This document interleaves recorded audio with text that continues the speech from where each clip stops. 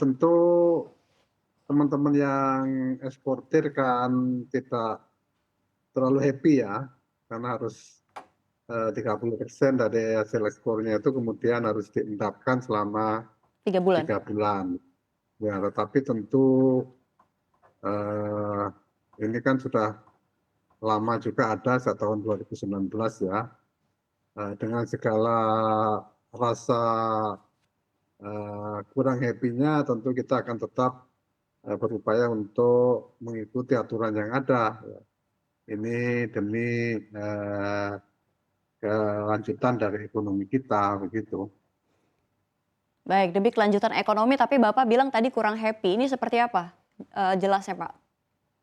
Ya karena kan kemudian setiap kali ekspor, Mhm. uang itu ditahan ya, Ya. 30%-nya dan 3 bulan.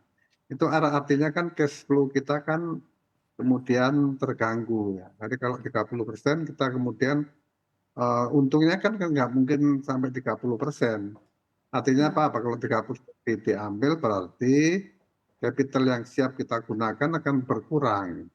Sehingga untuk bisa menjalankan kegiatan ekspor untuk tahap berikutnya kita akan kekurangan cash flow ya. Sederhananya seperti itu ya.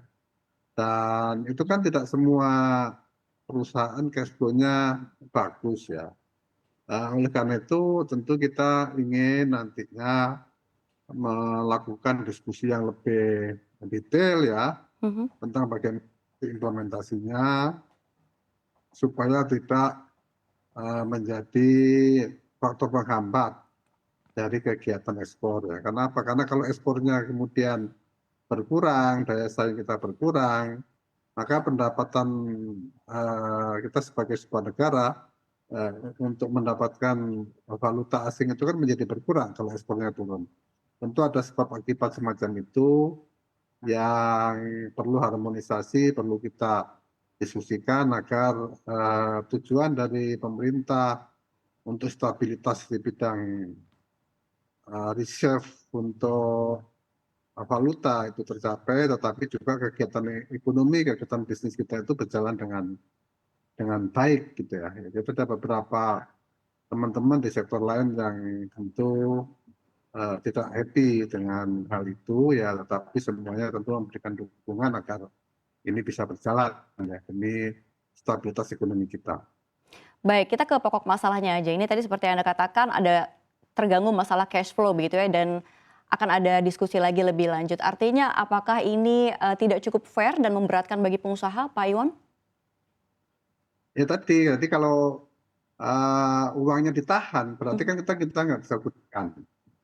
Nah ini yang menyebabkan cash flow kita akan terhambat. Oleh karena itu harus nanti dicari jalan lah ya agar yang penting bagi pemerintah itu sebenarnya kan anggap aja kayak teks amnesty dulu ya, uang yang ada di luar negeri itu dibawa Mhm. pulang ke sini supaya riset kita baik ya. Tetapi ketika sudah masuk ke sini, sebaiknya uang itu bisa digunakan ya secara lebih bebas ya, sehingga cash flow kita tetap jalan, kemudian juga devisa itu bisa masuk, tidak diparkir di luar negeri ya. Walaupun tentu banyak juga eksportir kita yang kemudian juga importir. Artinya apa? Ketika dia mendapatkan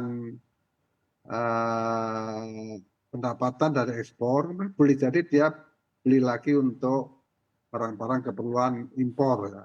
Sehingga kemudian transaksi di luar itu kan lebih cepat ya secara administratif maupun biaya.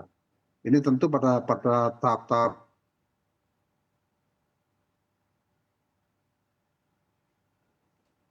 Iya, Pak Iwan.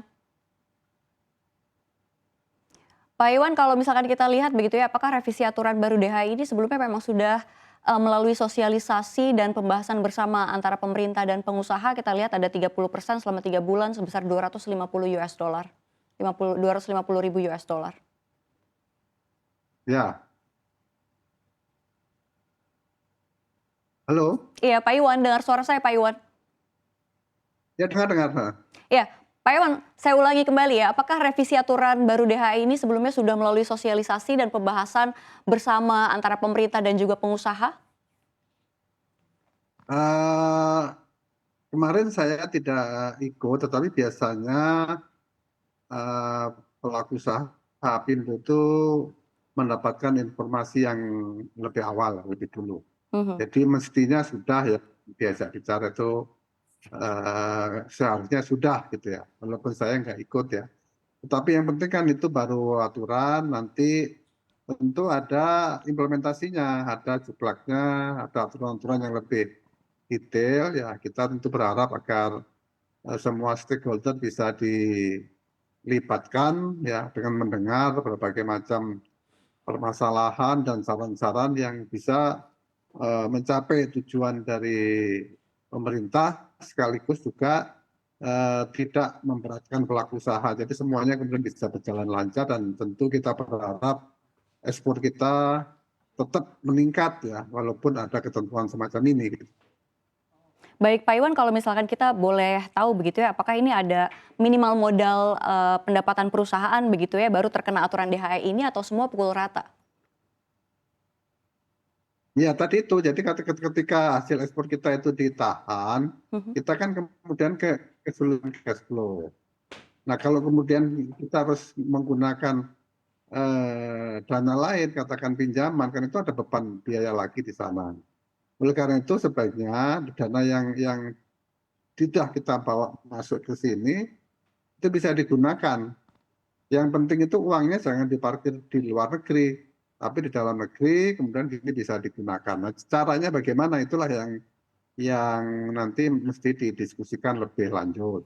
Demikian juga perbankan ya, perbankan yang nanti yang dilibatkan itu juga jangan kemudian menjadi beban bagi kita ketika sistem administrasi dalam perbankan itu tidak cukup lancar gitu. Ini hal-hal yang secara teknis diusulkan juga oleh teman-teman gitu ya, supaya uang masuk ditaruh di bank, dan kalau ada di bank tertentu yang ditunjuk, kemudian kita menggunakannya itu, pertama harus bisa digunakan, yang kedua menggunakannya itu juga mudah begitu.